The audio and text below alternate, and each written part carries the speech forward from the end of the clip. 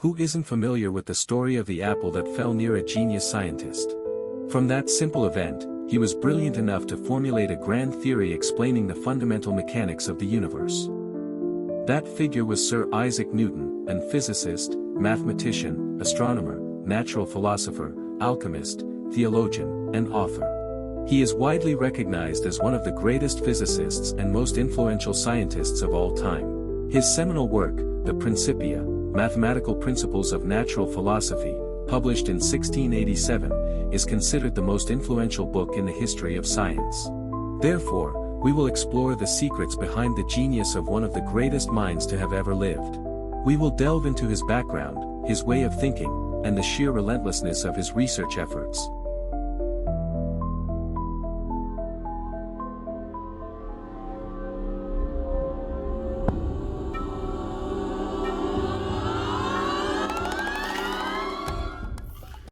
Isaac Newton was born on January 4, 1643, in Woolsthorpe by Colsterworth. He was born 3 months after his father's passing. Born prematurely, he received little attention from his mother, who remarried 3 years later. The young Newton was subsequently left in the care of his grandmother. At school, Newton was isolated and friendless, as his superior intellect made others uncomfortable. Consequently, he spent most of his time alone, reading books and building his own mechanical toys.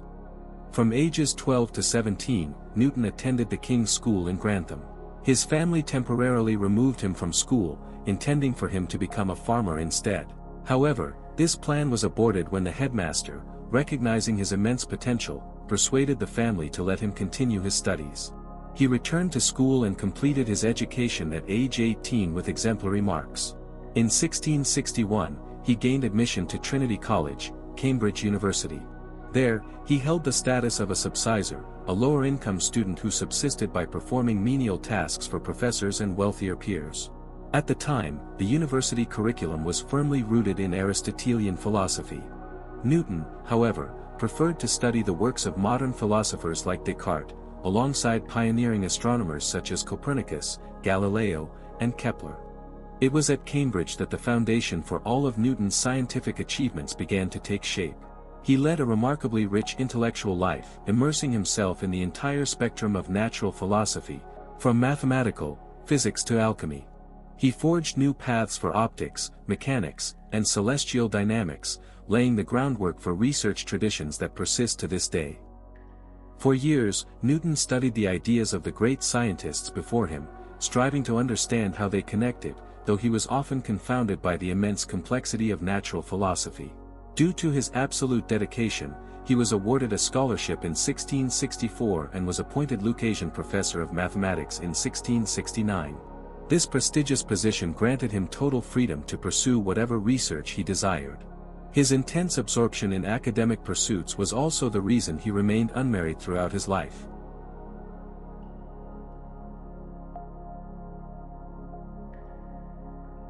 The Royal Society preserves 4 volumes from Newton's personal library in its collection.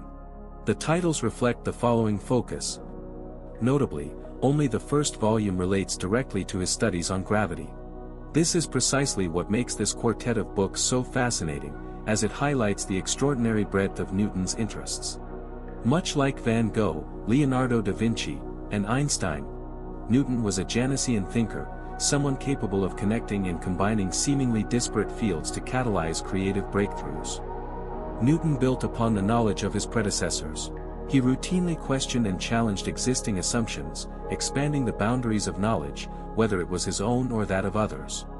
He synthesized various elements of natural philosophy that had been assembled over the preceding centuries. The texts that inspired Newton ultimately led to his groundbreaking discoveries, which profoundly influenced the scientific world through his writing in the Principia. Newton irrevocably changed the world around us and the way we think. In 1687, Sir Isaac Newton published his revolutionary book, the Principia, Mathematical Principles of Natural Philosophy. In doing so, Newton established the foundations of classical mechanics and redefined how the world perceived physics and science. In this monumental work, Newton detailed the law of universal gravitation and the 3 laws of motion that dominated the scientific worldview for the next 3 centuries. Newton successfully demonstrated that the motion of objects on Earth and celestial bodies in space are governed by the exact same set of natural laws. He proved this by showing the consistency between Kepler's laws of planetary motion and his own theory of gravity. This breakthrough was responsible for resolving any remaining doubts among contemporary scientists regarding heliocentrism, thereby accelerating the scientific revolution. For those unfamiliar, heliocentrism is the astronomical model that places the Sun at the center of the solar system, with Earth and other planets revolving around it, rather than the Sun revolving around the Earth. Newton's achievements in other fields were equally astonishing. In mechanics, he formulated the principles of conservation of momentum and angular momentum. In optics, he successfully constructed the first reflecting telescope and developed a sophisticated theory of color based on the observation that a glass prism decomposes white light into a spectrum of distinct colors. In mathematics, independently yet concurrently with the work of Gottfried Leibniz, Newton developed differential and integral calculus. This legendary scientist also held several high offices throughout his life, including Lucasian Professor of Mathematics at Cambridge, a chair later occupied by Stephen Hawking, Member of Parliament representing Cambridge in 1689, Master of the Mint in 1699, a second term as Member of Parliament from 1701 to 1702, and President of the Royal Society of London in 1703. In 1705, he was knighted by Queen Anne, officially bestowing upon him the title of Sir Isaac Newton.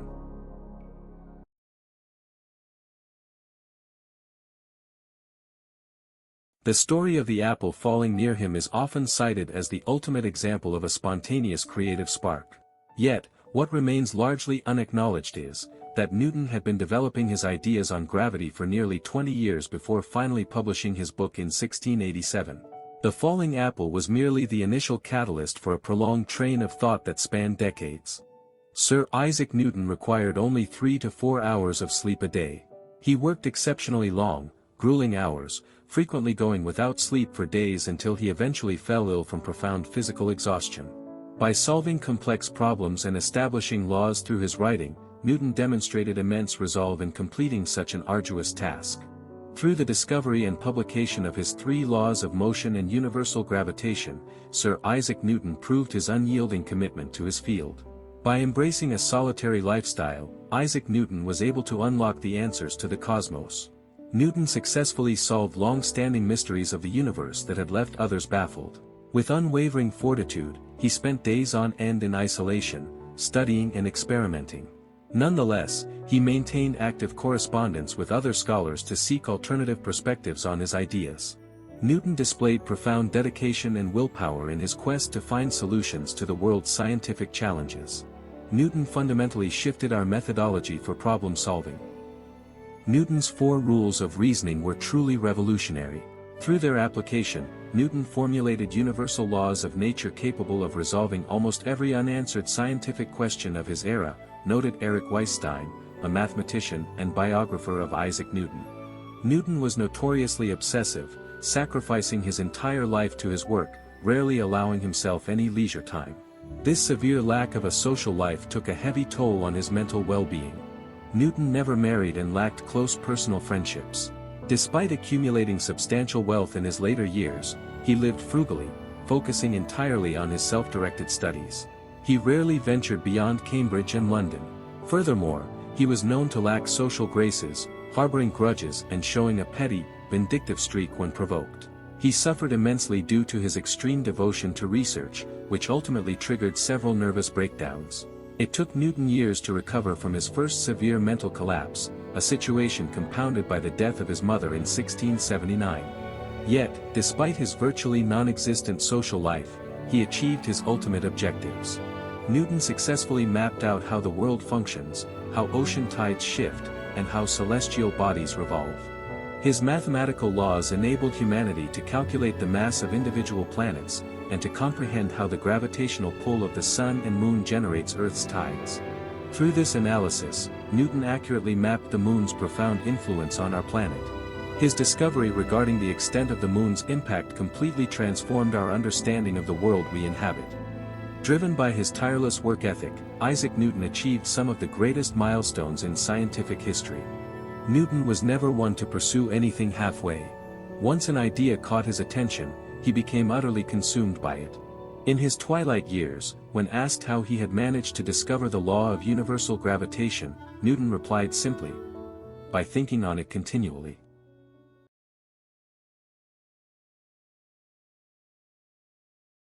Newton passed away in 1727 without leaving a will, but he left behind a massive repository of research papers. His surviving correspondence and manuscripts contain an estimated 10 million words, a volume equivalent to roughly 150 novels. The vast majority of these documents meticulously preserve his brilliant insights in science and mathematics. The crucial question we must ask is, how did Newton arrive at his discoveries? That is the core theme here. How a great thinker attained such an extraordinary level of genius. Fascinatingly, Newton left behind no rough drafts or working manuscripts of the first edition of the Principia. The only remnant was the clean, final copy sent directly to the publisher. When presenting his breakthroughs in optics, he intentionally adopted a highly formal, rigid style to obscure the arduous process of trial and error that occurred behind the scenes. This suggests that Newton deliberately sought to hide the cognitive pathways that led to his final conclusions. Yet, paradoxically, he left us a legacy of 10 million words, representing one of the largest written outputs produced by any single scientist in history, all penned entirely by his own hand. He wrote prolifically, and remarkably, a vast portion of his writings has survived intact to this day. Even today, Newton's influence remains incredibly potent within the scientific community. A 2005 poll conducted by the Royal Society asked both scientists and the general public who had made the greater contribution to the history of science, Isaac Newton or Albert Einstein. The results overwhelmingly showed that Newton was considered to have had the more profound and lasting impact. Isaac Newton remains a titan of science, a figure who inspired through sheer work ethic and an unwavering vision. Newton continues to inspire generations through his masterworks. His relentless nature is best reflected in his absolute devotion to his studies. Armed with unyielding determination, Newton resolved questions once thought unanswerable through his monumental research. He pushed the boundaries of his own intellect and steered the world toward vital scientific horizons. Through all the turbulence of his life, Newton successfully explained the grandest phenomena ever discovered. We may popularly remember Isaac Newton as the scientist who saw an apple fall and deduced gravity. However, the essence of Newton is far greater.